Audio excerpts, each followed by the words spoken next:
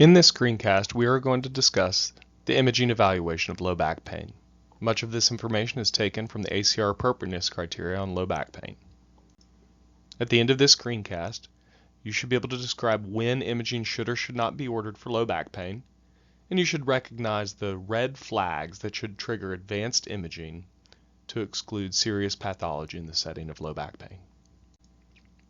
We'll first define acute, subacute, and chronic uncomplicated low back pain. We'll talk about the red flags that can be associated with low back pain. And then we'll talk about the different imaging modalities you may use to evaluate back pain. Low back pain is the leading cause of disability in the United States. And it's the second most common reason for a patient to seek out medical attention. We can categorize low back pain into three broad subgroups. One, nonspecific low back pain, meaning there's not any specific neurologic signs or symptoms, just reported pain.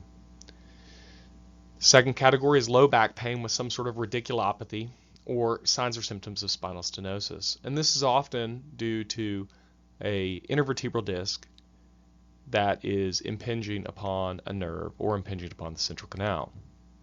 And then finally, you can have low back pain due to some other secondary cause that's not intrinsic to the spinal column itself.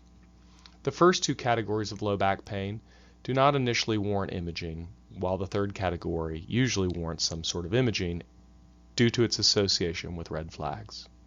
On the right-hand side of your screen, you can see an MRI image showing multiple disc bulges of varying severity, which is an extremely common finding even in asymptomatic older adults. When we categorize the onset or chronicity of low back pain, we can think about low back pain, which tends to be defined as pain that's been occurring for less than 6 weeks. There should be no red flags associated with this acute nonspecific low back pain. Okay? And if there is no red flag, acute nonspecific low back pain does not warrant imaging, even if there's a radiculopathy or some sort of evidence of spinal stenosis. Subacute back pain is defined as pain that's been occurring for 6 to 12 weeks.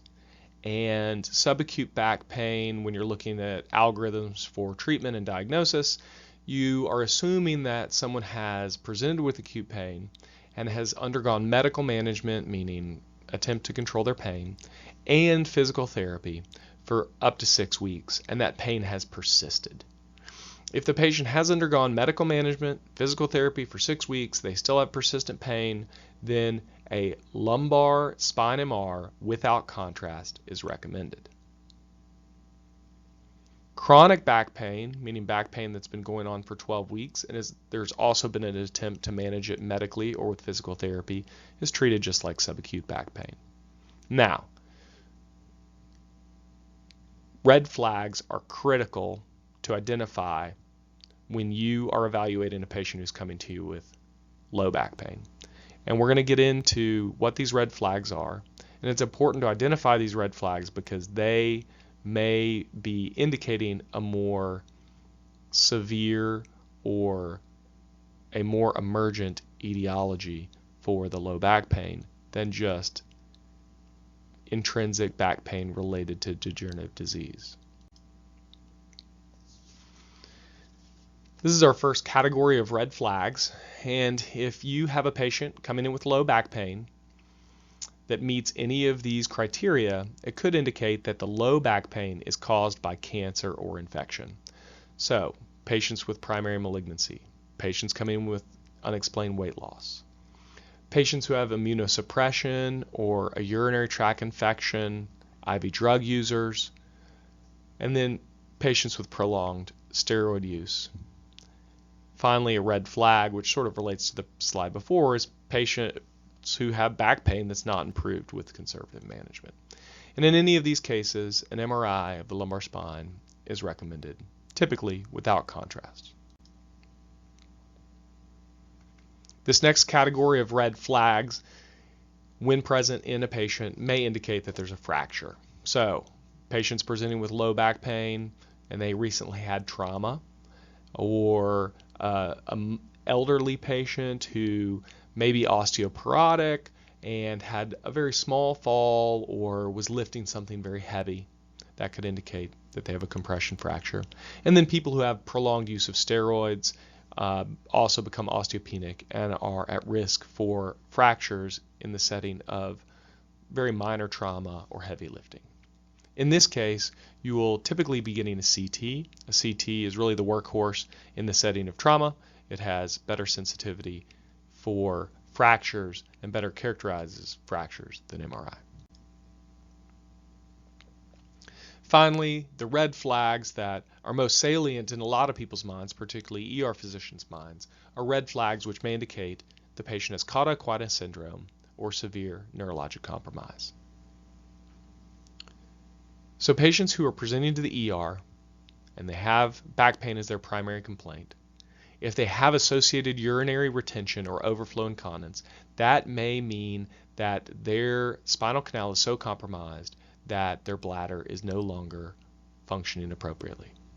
That same thing applies to anal sphincter tone or any sort of history of fecal incontinence. So severe compromise of the cauda equina can result in loss of tone to the bladder or the anal sphincter.